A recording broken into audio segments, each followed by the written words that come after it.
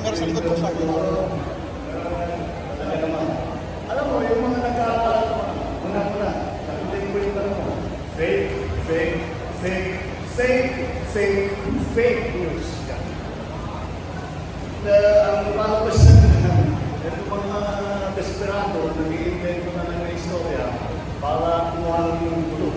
Wala naman silang na ibibigay, wala silang na itutulong, wala silang kontribusyon sa buhay ng bawat Pilipino, kundi paninira lamang, kundi pagkukulo lamang.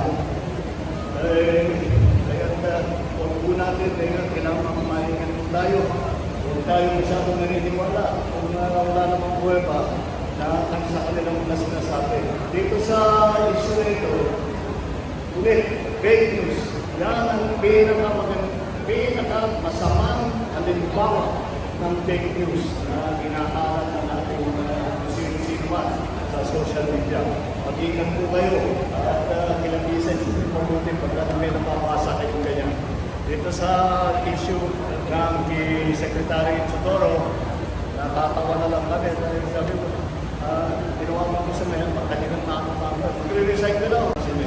Pero kailangan natin sa tuloy. Ipaliwanag sa kalambayan na itong klase, mga chismis, mga marites, kinakalat ng ganito para mamulo. Huwag po kayong madala sa ganyan.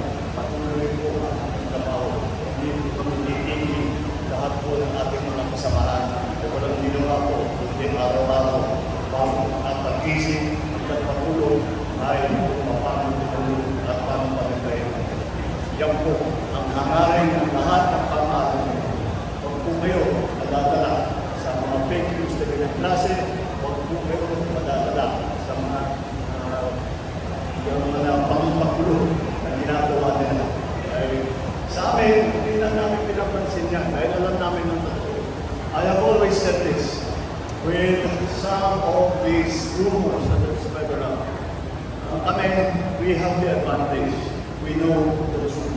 So we will give it to you as soon as we can and as quickly as we can so that people understand what is going on. Kung may magpapa sa kabinete, sa pamahalaan, kami mag-aanas. Hindi kung sino-sino man basta nag-post. Hindi sila mag-aanas, wala naman yan. Kami ang mag-aanas. Sa kasalukuyan, ngayong araw ito, wala naman magpapa. Thank you.